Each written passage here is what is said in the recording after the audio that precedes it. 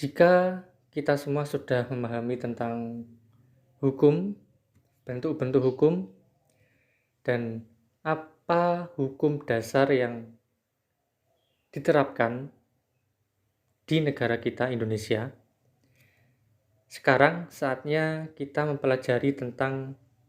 lebih jauh lagi mempelajari tentang hukum dasar itu sendiri, yaitu Undang-Undang Dasar Negara Republik Indonesia tahun 1945.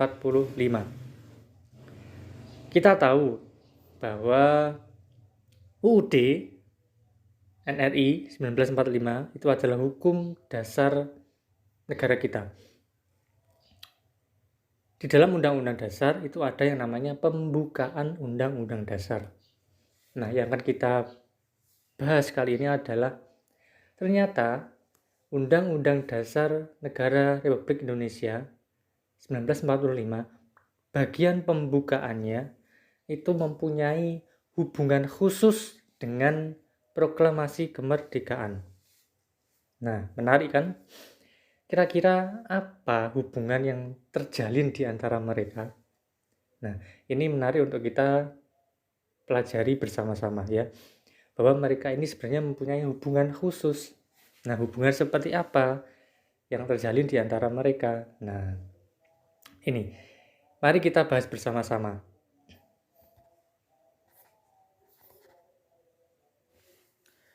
Hubungan proklamasi dan pembukaan Undang-Undang Dasar Negara Republik Indonesia tahun 1945.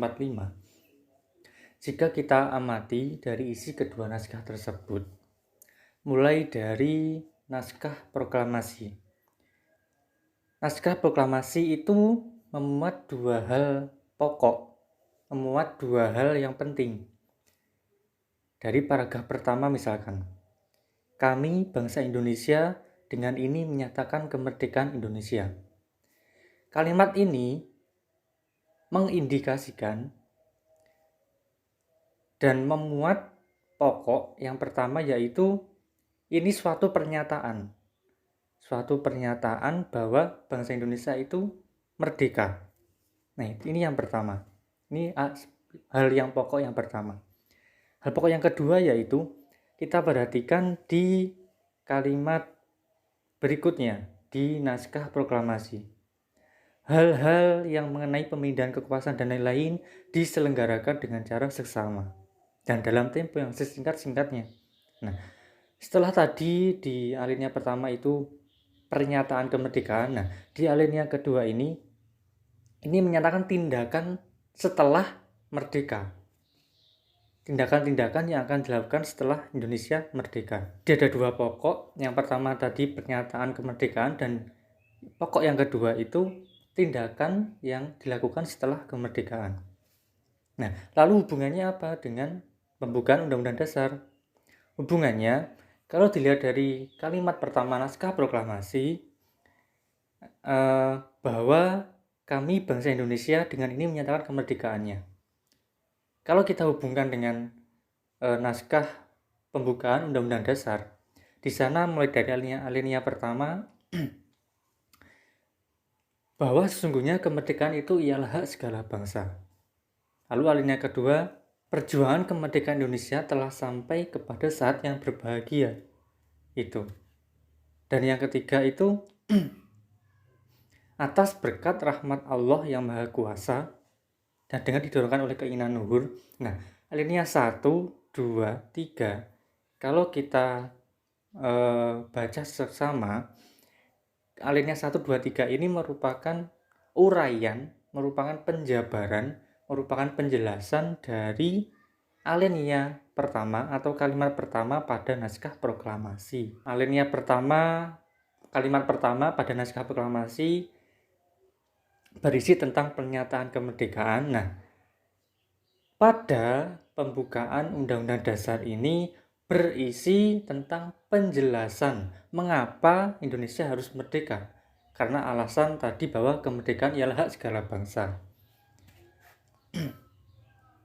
Terus perjuangan bangsa Indonesia telah sampai pada saat yang berbahagia dengan selamat sentosa, mengantarkan rakyat Indonesia ke depan pintu gerbang kemerdekaan. Terus yang ketiga, atas berkat rahmat Allah yang Maha Kuasa. Nah, runtutan kalimat pada pembukaan ini merupakan penjabaran dari kalimat pertama pada naskah proklamasi. Itu.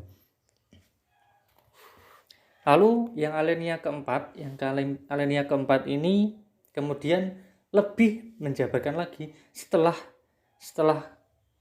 merdeka selanjutnya apa? Seperti halnya pada naskah proklamasi.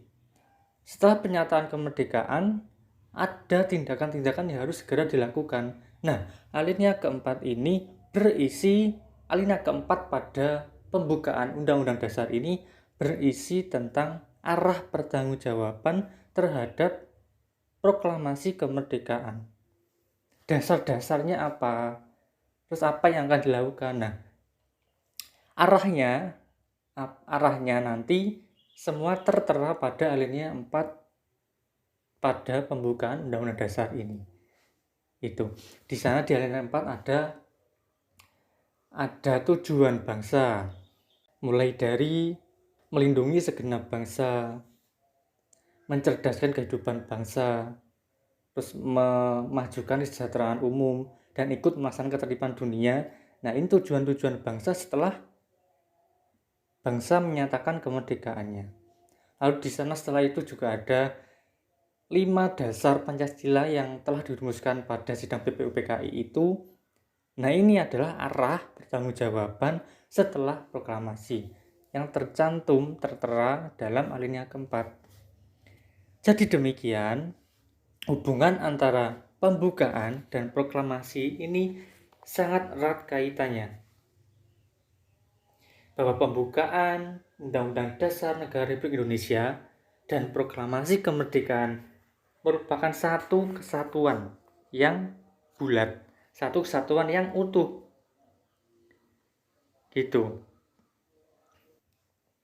Terakhir, setelah kita mengetahui hubungan antara pembukaan Undang-Undang Dasar 1945 dengan proklamasi kemerdekaan, yang penting untuk kita catat adalah dengan adanya hubungan ini, maka naskah pembukaan Undang-Undang Dasar Negara Republik Indonesia 1945 ini tidak bisa dirubah.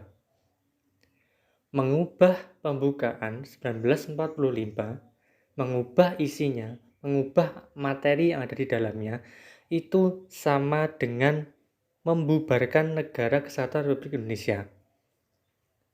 Gitu, ini penting. Jadi,